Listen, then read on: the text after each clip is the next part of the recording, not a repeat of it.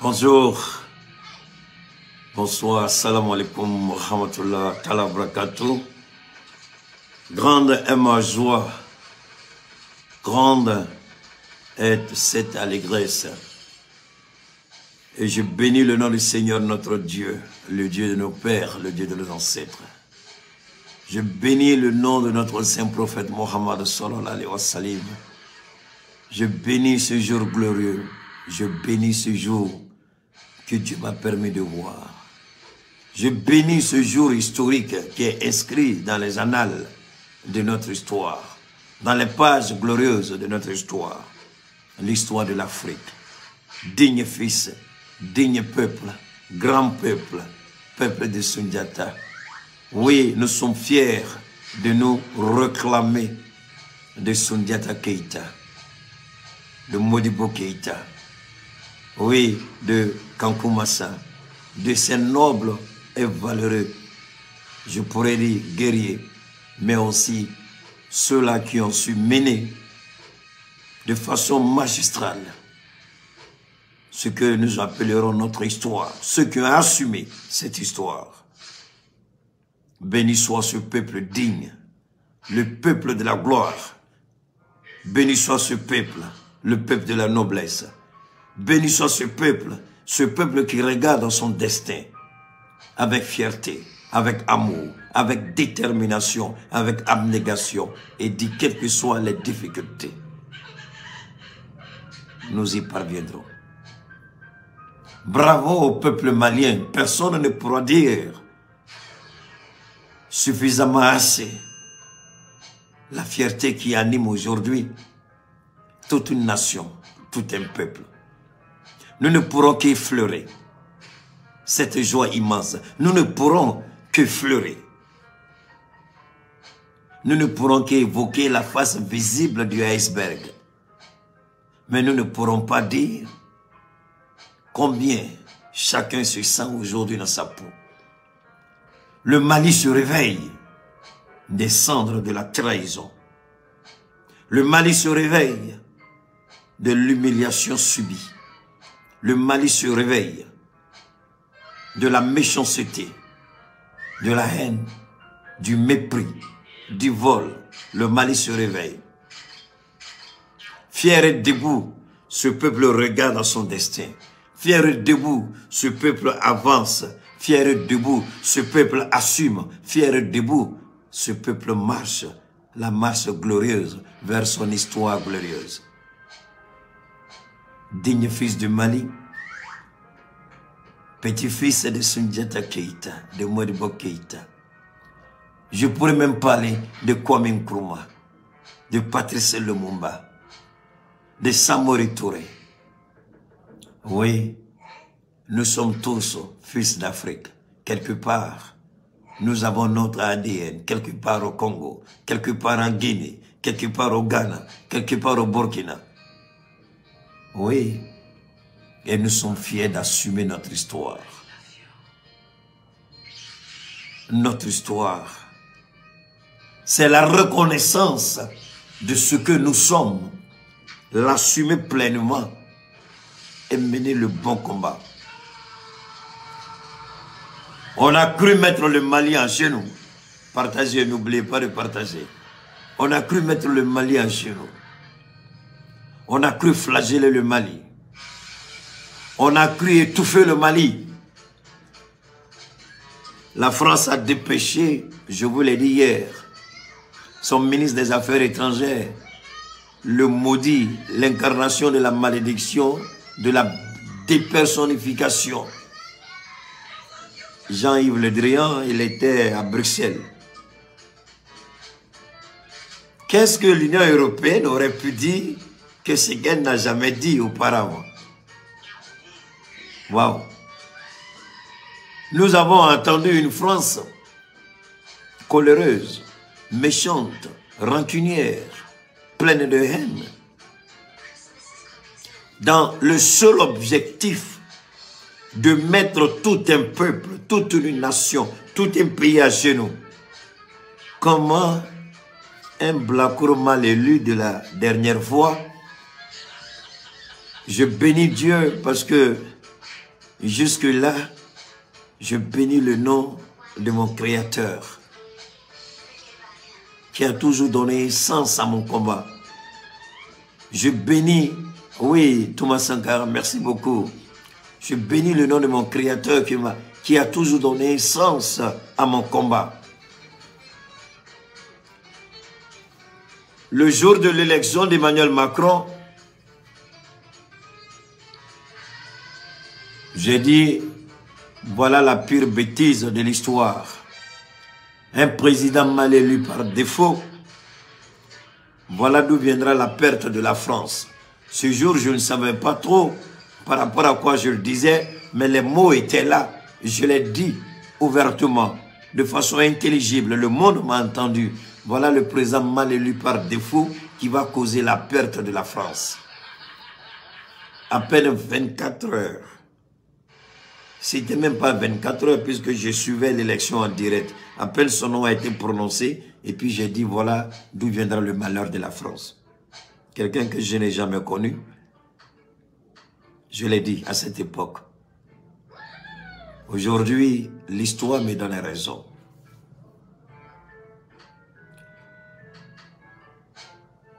Peuple voyant du Mali, la France reconnaît aujourd'hui la grandeur.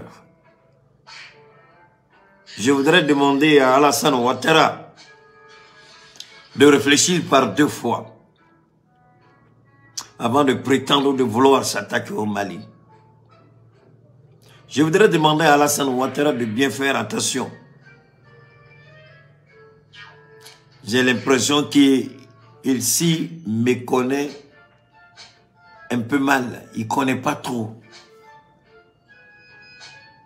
Les militaires ivoiriens, d'après les informations que nous avons reçues, les officiers supérieurs de l'armée ivoirienne ont demandé à Alassane Ouattara, salut à toi Thérèse Fontaine, on demande à Alassane Ouattara de renoncer à ce projet. Est-ce que Alassane Ouattara veut s'amuser ou est-ce qu'Alassane Ouattara veut tenter? Mais, connaissant le chef suprême des armées, enfin, ceux qui le commandent, puisque je ne suis pas militaire ivoirien, je dis je ne suis pas militaire ivoirien. Alors, merci beaucoup à toi pour Mohamed Karafi. Merci beaucoup pour le rappel. Que son âme repose en paix. Alors, les militaires ivoiriens ont dit à Alassane Ouattara, la guerre que tu veux mener, nous ne pourrons pas la gagner. La guerre que tu veux, nous n'y parviendrons pas. Mais je voudrais dire à Alassane Ouattara, Dieu aime la Côte d'Ivoire et la Côte d'Ivoire est une terre bénie. Et si il veut brûler ce pays, je crois que les Ivoiriens se chargeront de gérer son compte avant qu'il ne brûle ce pays. Ne vous en faites pas, aujourd'hui, nous sommes dans la joie dont nous allons parler. Salut à toi, Asta Koroma. Donc, Alassane Ouattara, je voudrais d'abord dire 1 ou 2 mots. Je l'ai toujours dit, je le répète aujourd'hui. Je ne prétends pas tout connaître. Mais je bénis le Créateur, Allah subhanahu wa ta'ala, de m'avoir fait grâce de connaître un peu. Et le peu que je connais, c'est beaucoup suffisant aujourd'hui. D'ailleurs, qui peut prétendre tout connaître? Personne. La politique ivoirienne, chacun peut se proclamer ou chacun peut se targuer de connaître cette politique-là bien mieux que certains ou d'autres. Mais ma petite analyse me permet de dire ceci. Lorsque vous voulez engager une guerre nécessite de l'argent. Faire une guerre, cela suppose que vous avez de l'argent. Partagez les gars, je vous en prie, faites monter le mercure. Aujourd'hui, je suis dans la joie, donc je vais m'ouvrir. Ceux qui seront connectés, vous gagnerez beaucoup aujourd'hui. Hein? Parce qu'aujourd'hui, là, Je vais ouvrir la bibliothèque qui est en moi et je vais vous faire grâce de l'histoire. Et vous allez bien comprendre. Il y a plein de choses. Je vous ai toujours dit, allez dormir. Je le répète aujourd'hui. Je ne peux pas dire aux soldats d'aller dormir. Leur rôle, c'est de veiller. Mais Fouitinake, Ouattara n'a ni les moyens, ni l'intelligence. Ouattara n'a pas les moyens, ni la capacité militaire aujourd'hui de s'attaquer au Mali et prétendre gagner cette guerre. Je vais vous démontrer cela. Ensuite, nous continuerons toujours de dire bravo, peuple. Vous aurez les images, vous les avez vues, on va parler. Merci, Massili Traoré. 1. Pour faire une guerre, il faut financer la guerre. Partagez les gars, faites monter le mercure. Lorsque George Bush, le fils, voulait laver l'affront que son père, George Bush, le père, avait subi. Parce que Saddam Hussein avait un peu humilié George le père. Et quand George le fils est venu, quand Bush le fils est venu, Bush le fils voulait laver l'affront de son père. Donc, ce que la France essaie de faire aujourd'hui, le mensonge, la manipulation, le mensonge, la manipulation, la contrefaction de la vérité, la manipulation de la vérité, le mensonge transformé en une sorte de vérité qui ne saurait tenir sur un pied. La France veut adopter le comportement de George Bush le fils. Que s'est-il passé avec George le fils? Il est venu avec de la farine. Celui qui l'a envoyé est mort aujourd'hui. Colin Powell, qui était le chef d'État, le chef d'État-major des forces armées américaines. D'ailleurs, il était le premier noir de l'histoire. Colin Powell, il est mort il y a quelques mois de cela. C'est Colin Powell qui est allé. Merci. C'est Colin Powell qui est allé aux Nations Unies avec un petit flacon qui contenait de la poudre, de la farine. Et il a montré au Conseil de sécurité des Nations Unies comme étant la preuve que Saddam Hussein détenait une capacité de frappe, ce qu'on appelle, il avait des armes à destruction massive. Il a montré ça devant tout le monde. Il a emballé la Russie. La Russie a suivi Colin Powell. Mais c'était un mensonge. C'était un tissu de mensonges. Aujourd'hui, je plains Colin Powell. Il est face à la vérité divine. Colin Powell, il est face à Dieu. Colin Powell, il va regarder Saddam Hussein qui l'a fait massacrer. Colin Powell, il va regarder Saddam Hussein qui l'a fait décapiter par des Irakiens. Après avoir menti, il a manipulé tous ces morts. Aujourd'hui, Colin Powell, si on pouvait entendre la voix de Colin Powell, il serait en train de dire hey, « Je vous en prie, ne faites plus la guerre. Je vois la vérité ici. » Colin Powell a menti au Conseil de sécurité des Nations Unies. Il a montré un flacon au motif que ce flacon contenait, c'était la preuve que Saddam Hussein détenait des armes à destruction massive. Alors, le Conseil de sécurité a donné son feu vert, mais ce n'était pas suffisant. L'Amérique, à cette époque, n'avait pas les moyens. Quand on vous dit, les gens n'écoutent, moi je m'en fous, ne me croyez pas. Allez dans Google, allez dans Wikipédia, allez dans tous les moteurs de recherche que vous connaissez, que vous utilisez. Posez la question, qui a financé la guerre en Irak? Qui a soutenu financièrement? Ce sont les Chinois. C'est pourquoi les Américains et les Chinois, là, leur palabre, là, c'est sur Bush, ça ne va jamais au loin. La première personne qui a tenté d'amener un peu loin, c'était Donald Trump. Mais les Chinois aussi ont montré à Donald Trump que tu es trop petit, tu ne peux pas nous manipuler. Donc Donald Trump s'est ressaisi. Ce sont les Chinois qui ont financé la guerre de l'Irak. Ce sont les Chinois qui ont prêté l'argent aux Américains pour financer la guerre en Irak. La puissante Amérique que vous connaissez n'avait pas les moyens de financer cette guerre parce que la guerre demande de l'argent. Vous croyez que c'est pour rien en 2010 que la CEDEAO a voté une résolution pour demander aux Nations Unies d'intervenir en Côte d'Ivoire? Vous croyez? Et que les Nations Unies ont donné un chèque à la France de Sarkozy qui a utilisé le 43e BIMA parce que même à cette époque, l'OTAN n'avait pas les moyens. L'OTAN était limitée. Donc, la France a utilisé déjà son effectif sur place. Et les Nations Unies ont utilisé eux aussi leur effectif sur place, c'est-à-dire l'ONUCI. Donc, prétendre attaquer le Mali, est-ce que la Côte d'Ivoire a fini de reconstituer son armée? Non. Est-ce que l'armée ivoirienne est réconciliée? Non. Est-ce que l'armée ivoirienne est unifiée? Non. Donc, comment une armée divisée, non réconciliée, une armée non unifiée peut aller en guerre contre un pays? Parce que la réalité en Côte d'Ivoire, nous la connaissons. La réalité ivoirienne, je la maîtrise. La politique ivoirienne, je la connais. J'y étais un acteur de premier plan. Je sais. Et ce que je dis ici, aujourd'hui, j'étais au téléphone avec ma grande sœur. Elle m'a fait une confidence. Et si la dame la vivait, malheureusement, la dame, elle m'a dit que l'ambassadrice de Côte d'Ivoire, je crois, à Guinée-Bissau, elle dit qu'elle est décédée. Je ne savais pas.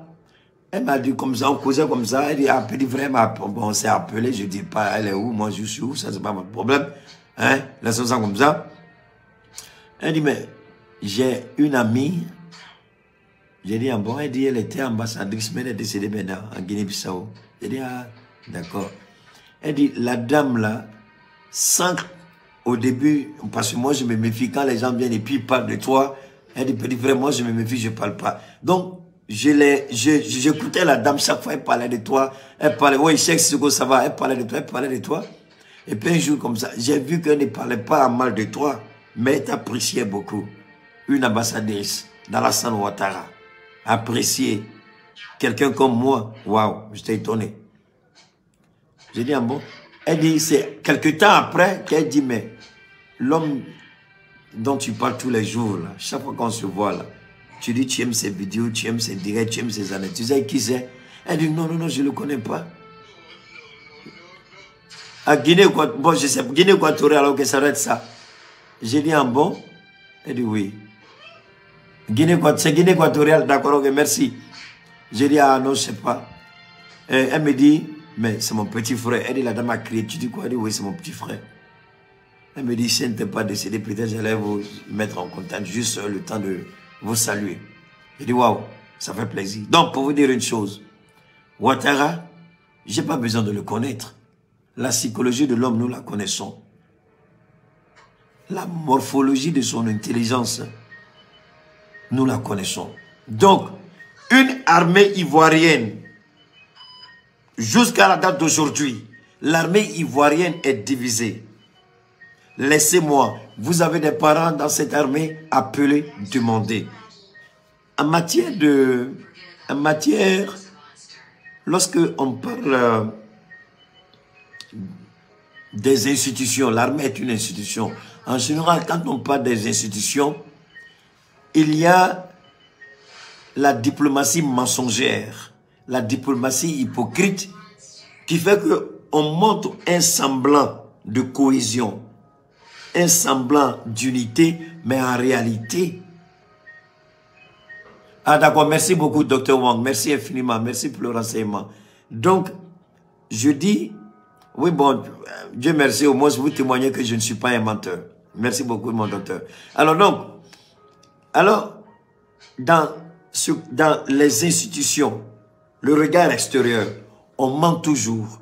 Il y a la diplomatie mensongère hypocrite, la diplomatie de la manipulation de la réalité, c'est-à-dire de la vérité. Donc, on peut nous faire croire que l'armée ivoirienne, il y a une entente. Mais pour avoir connu certains éléments de cette armée-là, pour avoir été ami et petit frère de militaires, d'officiers, pour avoir été ami d'officiers supérieurs, et de la gendarmerie, et de la police, et de l'armée, je sais un peu comment les choses se déroulent là-bas. On parle, on dit la grande muette. Mais l'armée ivoirienne aujourd'hui, je vous jure, si Alassane Dramane Ouattara s'amuse à lancer une offensive, d'ailleurs, il ne pourra jamais, il ne peut pas, je vais vous dire que ça va se retourner contre lui-même. Parce que, voilà quelque chose que vous ne savez pas. J'ai dit aujourd'hui, je suis content. Donc, je vais m'ouvrir et puis parler. Partagez, les gars. Je suis tellement content pour ce que j'ai vu, mais j'ai aussi même cassé Papo de Ouattara. Je vais mettre Ouattara au dehors. C'est-à-dire, ce que je vais dire là, si Ouattara pense que je mens, essayez, regardez. Si vous voyez autre chose que différent de ce que j'ai dit, si vous me voyez désormais, vous dites tout Keita, tu es un menteur. Aïda du Tunga. Dites Keita la Kaganya Modé, ne yera Wolodi. Sungata Modé. Wallah, même Foyana. Wili Baldero. Continuez, partagez, j'en prie. Partagez. Faites monter le mercure. Donc, Alassane Ouattara, comprenez d'abord, il a enlevé un ami de Soro Guillaume aujourd'hui. C'était l'âge Mamadou Traoré. Il a enlevé le gars. Moi-même, je craignais pour le monsieur. Bon, le gars, il a été arrêté aujourd'hui. On va parler, on va continuer de parler. Vous avez compris? Alors donc, Alassane Ouattara, je vais vous parler. L'armée ivoirienne est divisée de la faute d'Alassane Ouattara et de Teni Brahima. Il n'y a pas d'unité au sein de l'armée ivoirienne. Peut-il se prétendre être en mesure de lancer une offensive contre le Mali? Donc, en mot blanc, qu'on a quoi? Ben armé, qu'on voit Sorasou, Bentei, au Franlelo. Depuis guerre, depuis rébellion, comme là. Koku Kamben, Keli Magagé, Sorasi, armée Bakini, Ouattara Dessela, Ayou Faravara Kabonyona. Donc, non, parce que Ouattara s'amuse avec le Mali et il va me trouver sur son chemin. Ça, c'est un. Deuxièmement, aujourd'hui en Côte d'Ivoire, il n'y a pas de dotation en armement. L'armée ivoirienne n'est pas dotée. C'est-à-dire que les armes qui sont achetées pour la dotation de l'armée ivoirienne, Ouattara a pris une grande partie de ces armes-là pour les stocker chez lui à la maison. Donc, Sorasik Mamsikata Keleke, quel militaire peut aller en guerre sans armes? Mais où sont les armes? Les armes sont stockées chez Ouattara. Les armes sont stockées sur Kandia. Est-ce que Alassane Ouattara va prendre le risque de donner des armes à des militaires, les militaires en qui il n'a aucune confiance, pour aller mener une soi-disant guerre au Mali et croire que ces armes-là vont revenir entre ses mains pour être restockées chez lui? Ouattara peut faire ça? Donc quand on nous dit Ouattara prépare la guerre, j'ai toujours dit, en matière de décryptage en Côte d'Ivoire, laissez Keita. Je n'ai pas dit qu'il n'y a pas quelqu'un qui parle. Hein. Mais ce que Dieu a mis dedans là, c'est tellement trop souvent si je ne sors pas moi. C'est-à-dire si je n'enlève pas un peu de la main, me donne du quoi. Donc, les armes, écoutez bien, mes parents maliens, écoutez bien, mes parents ivoiriens. Les armes de l'armée de Côte d'Ivoire sont stockées à 3 niveaux. 1, la résidence de Ouattara qui est un bunker. 2, la résidence de Teni Brahima. 3, la résidence de Kandia Kamara, ministre d'État, ministre des Affaires étrangères. Donc, l'armée ivoirienne ne dispose pas, proprement parlé, d'une dotation en armes conséquentes pour prétendre mener une opération contre un pays frère. Ils n'en ont pas. Maintenant, la question... Si jamais Ouattara veut lancer cette offensive, ça veut dire que Ouattara doit équiper une armée qui est sous-équipée. Ouattara doit équiper une armée qui n'a pas d'armement.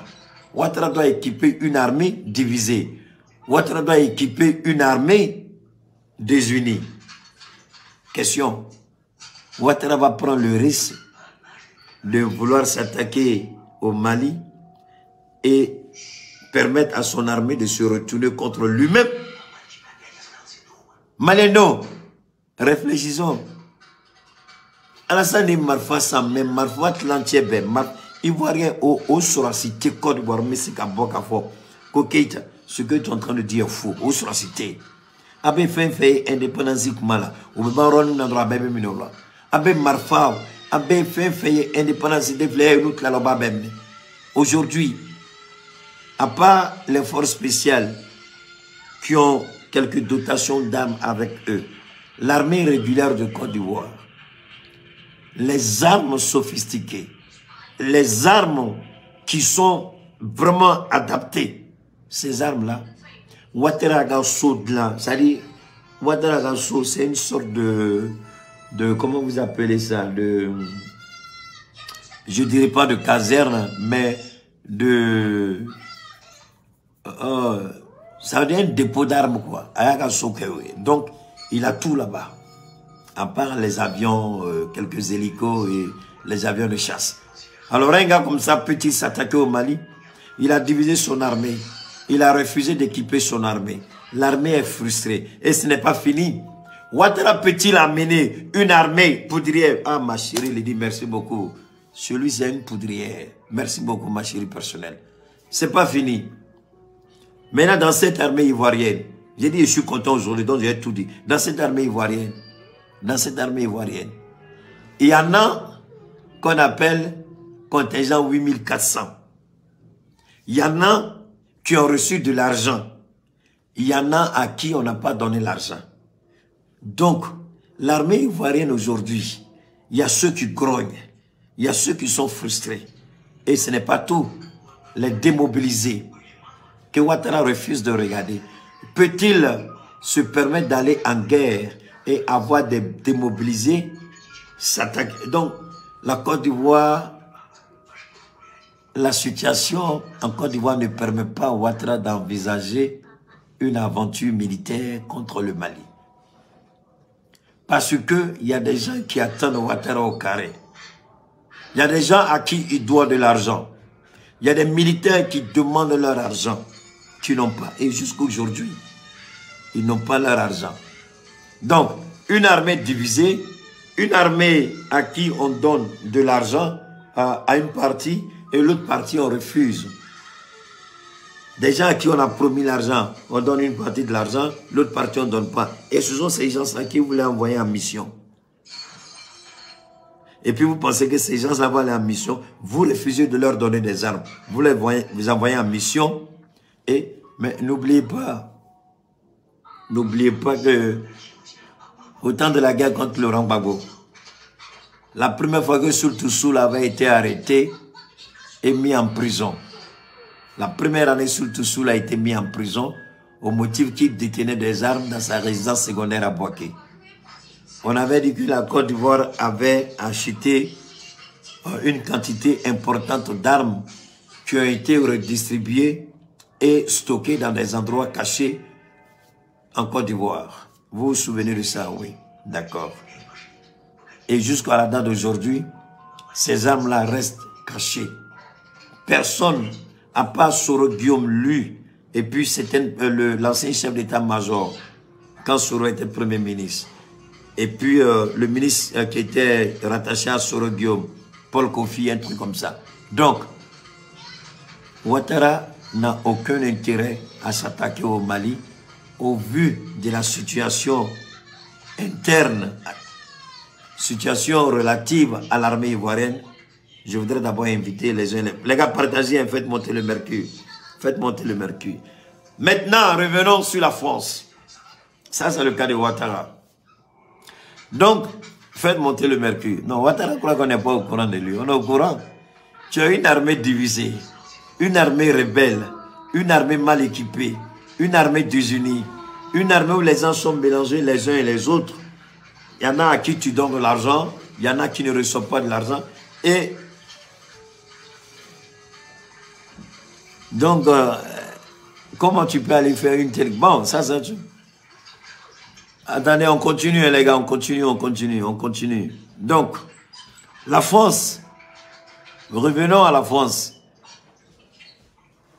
Revenons à la France. Aujourd'hui, faites monter le mercure. Faites monter le mercure.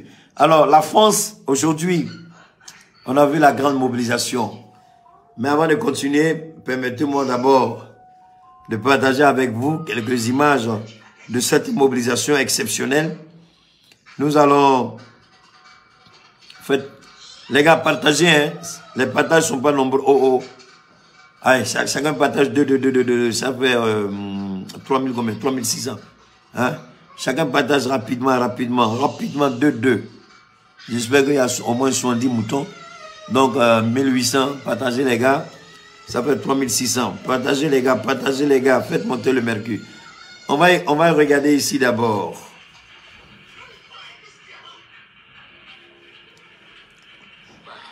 Attendez, hein. Voilà. De force, une foule compacte. L'objectif de la junte a été réalisé sur la place de l'Indépendance à Bamako. Tous les grands corps d'État mobilisés, les membres du gouvernement, les syndicats, les religieux. Afin que la mobilisation soit complète, la prière du vendredi s'est tenue sur place.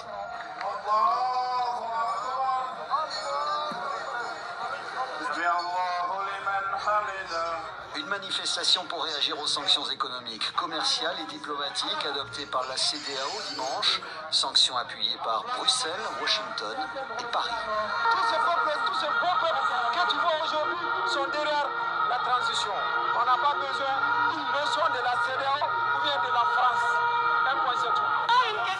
Bon, merci. Il y a tellement de choses qu'on a regardées. Il y a tellement de choses, mais c'est pas fini. Hein. Il y a un élément important. Il y a un document. Je suis sûr que vous avez vu le document. Le document, il y a le gouvernement qui donne 72 heures à partir du 15, c'est-à-dire à partir de demain samedi. Le gouvernement donne 72 heures aux compagnies aériennes de confirmer, c'est-à-dire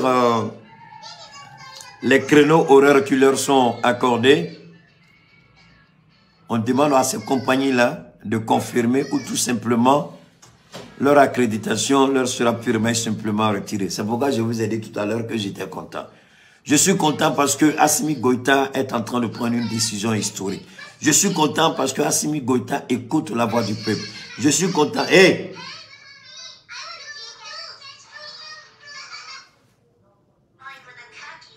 Diminue ça, sinon tu sors. Alors donc, Assimi Goïta a pris une décision. Assimi Goïta dit à Air France, Assimi Goïta dit à Air Burkina, Assimi Goïta dit à Air Côte d'Ivoire, vous avez le choix. Vous avez 72 heures pour dire si oui ou non vous maintenez votre créneau horaire ou tout simplement vous ne serez plus en mesure d'assurer la liaison Bamako et les différentes capitales, n'est-ce pas, qui vous sont confiées. Si vous ne pouvez pas, c'est aussi simple que ça, on vous les retire. Et moi, je demande à Assimi Goïta, il ne s'agit pas seulement de retirer. Il ne s'agit pas seulement de retirer. Moi, je demande à Assimi Goïta de suspendre jusqu'à nouvel ordre. De suspendre au moins pour 2 ans, jusqu'à la durée de la transition. Ça dépendra si le président élu veut les reconduire. Mais toutes les compagnies aériennes qui vont s'inscrire dans la logique de la CEDEAO doivent être suspendues par le gouvernement de la transition. Je dis bien toute compagnie aérienne, jusqu'à la fin de la transition. Aucune de ces compagnies, que les sanctions soient levées, que les sanctions ne soient pas levées, aucune de ces compagnies ne pourra exercer sur le territoire malien, en tout cas le temps que durera la transition. Moi, voilà mon appel à Assimi Goïta. Voilà mon appel au gouvernement. C'est pourquoi j'ai dit aux Maliens, Maliens d'eux, vous avez vu les gens sont sortis, excusez-moi, mais Maliens quoi. Le Malien est trop complexé. Le Malien va être trop assimilé. Donc, nous mettons nous fier français, Air France. Nous mettons en fier français, Air France. C'est-à-dire le Malien, le Malien ne veut plus tout ce qu'il fait Air France, Air France. Il dort Air France, il se réveille Air France. Mais comment tu veux qu'on te respecte? Comment tu veux qu'on te respecte? Comment le Malien sera respecté si lui-même Malien il ne se respecte pas lui-même? Quelqu'un qui ne t'aime pas, quelqu'un qui n'aime pas ton pays. Mwambi Bourdieu Nene, Mwambi Bourdieu Doya, Mwambi Gafoué Mandi Mwambi, Teria Mali non Chetorevina Warim Dama, ou Teria Soujmane. Et des Maliens, nos Maliens de Nama doit Air France qu'on a, non, à donc à la France. Nama doit France kono. Non, à te donc aller boire à Paris. Nama doit France kono. Mais ça c'est quoi ça? Ni mou complexe souya de Malien dina. Ni mou complexe souya de. C'est-à-dire moi je regarde depuis jury. Je regarde depuis jury. Avec ça vous dites que vous vivez à Paris. Mais vous vivez à Paris, vous n'avez rien compris encore. Wallahi billahi mais ala tolmi ala barkada. Américain dombe boli keita no fait. Ou be boli no fait fait même kuna kanyini. Ou be boli no fait mais ça dit moi c'est quoi famille américaine. Moi je cours pas de répéter américain. Billahi be boli no fait, de boli no fait. Mais boli no fait mouna. Il faut manque une nez. Il manque une nez. Il manque un nez. Mais boli no fait mouna. Au contraire, il venait me demander, tu as acheté ta chemise là-haut, tu as acheté ton costume où, tu as acheté ton pantalon où, tu as acheté ta chemise, tu as acheté... Donc chaque fois, il venait me demander, tu as acheté... Bon, j'ai dit, mais attendez, c'est votre pays.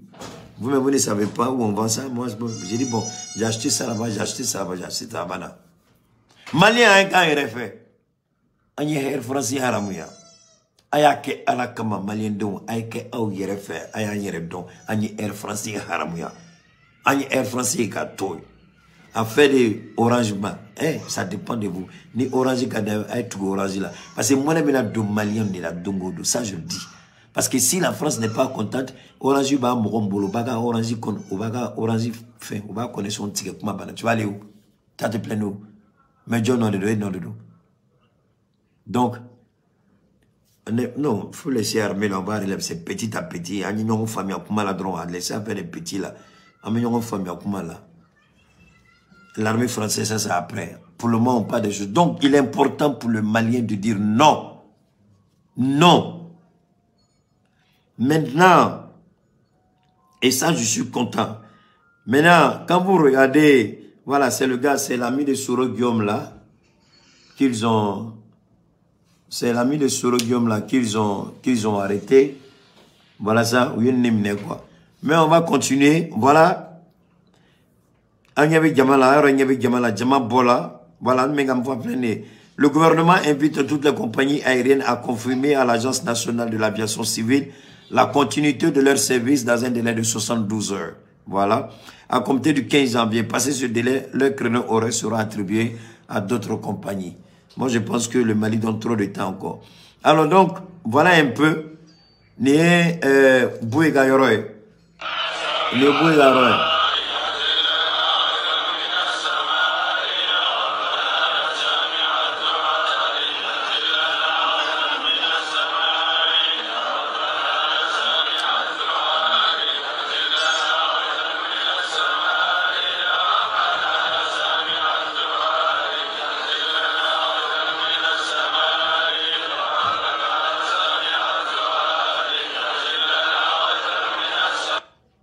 Voilà, donc vous avez vu, ça c'est Nité Fendroy Bonbenier, ça ce sont les images que vous avez déjà vues. On a vu, c'est du jamais vu. Alors quel est le message que le Mali envoie à la CEDEAO? Le Mali n'envoie pas seulement un message à la CEDEAO, mais le Mali envoie un message à la communauté internationale. Ceux qui refusent de comprendre le droit, ceux qui refusent, c'est-à-dire que les Américains, tu ne peux pas t'amuser à violer une loi aux États-Unis et ne pas payer le prix. Non, à te tuer là. Et les Américains, vous voyez, par mépris, parce qu'ils n'aiment pas le seul problème du Mali, le véritable problème. On dit au Mali, laissez la France vous dominer, laissez la France vous voler, laissez la France entraîner les terroristes pour vous tuer. On va vous aider avec avec des miettes. Laissez la France vous voler. Laissez la France exploiter votre ressource. On fera semblant de regarder de gauche. Laissez la France foutre la merde au Mali. Mais on ne veut pas la Russie. C'est-à-dire, permettez à la France même de vous étouffer, de vous tuer. Mais on ne veut pas voir la Russie. Mais attendez. Ça veut dire quoi ça? Moi, je voudrais, à mon humble avis, à mon humble niveau, d'abord, merci au peuple malien.